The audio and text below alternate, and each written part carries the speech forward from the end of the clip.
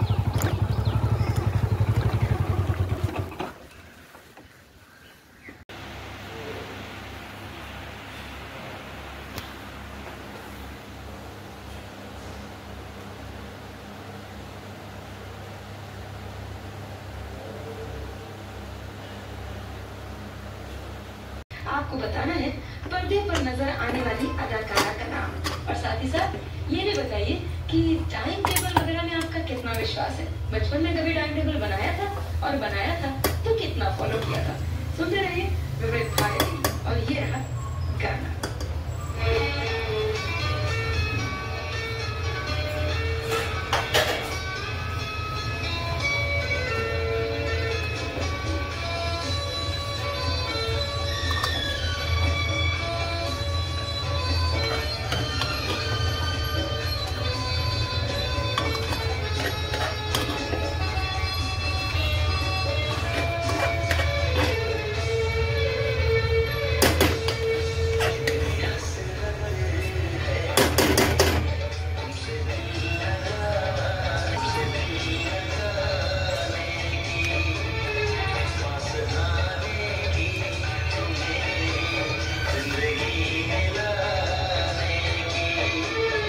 नमस्कार मित्रांनो, दुपारचे 1:30 वाजून गेलेत आणि जस्ट आत्ताच जेवायला बसलो आहे। खिचडी बनवली आहे आणि ताक आहे।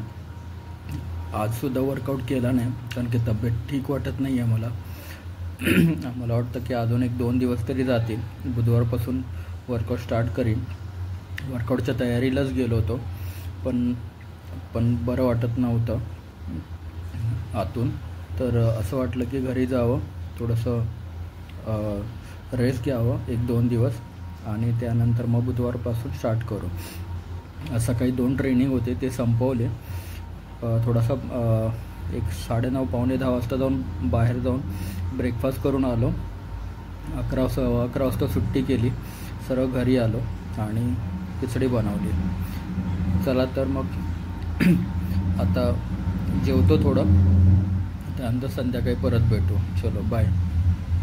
संध्याकाळचे 5:45 वाजलेत आणि जस्ट आत्ताच थोडंसं भूक लागली होती. आवरलो मी आणि थोडं खाऊन घेतलं, थोडी खिचडी खाल्ली, थोडी भूक लागली होती. रात्रीचं डिनर काय होतं खूपच लेट होतं, त्यामुळे डिनर पण लेट होतं आणि झोपायला पण खूप लेट होतं. तर मी म्हटलं थोडं भूक आहे तर खाऊन घेऊ आत्ता थोडेसे पीनट्स कॅरी करतो आणि थोडंसं मिल्क कॅरी करतो. जर भूक लागली तर त्याच गोष्टी फॉलो करेन. थोडंसं चहा पण अवॉइड करण्यासाठी सांगितलं आहे, पण शक्यतो चहा थोडा अवॉइड होत नाही आहे, पण प्रयत्न करीन हळूहळू. तर चला मी आता निघतो आहे.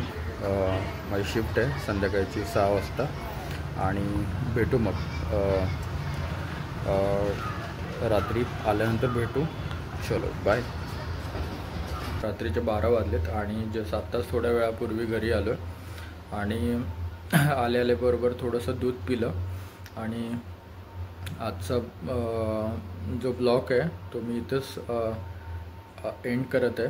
उद्या परत भेटू आपण एक नवीन ब्लॉग बरोबर. जे डेलीचं रूटीन आहे तेच. 2 दिवस तर वर्कआउट करणार नाही आहे. वेनसडेपासून बुधवारपासून परत वर्कआउटला रूटीन चालू करेन. थोडंसं 2 दिवस थोडीशी तब्येत ठीक होईपर्यंत थोडंसं रेस्ट घेतो आणि बुधवारपासून परत वर्कआउटला स्टार्ट करतो.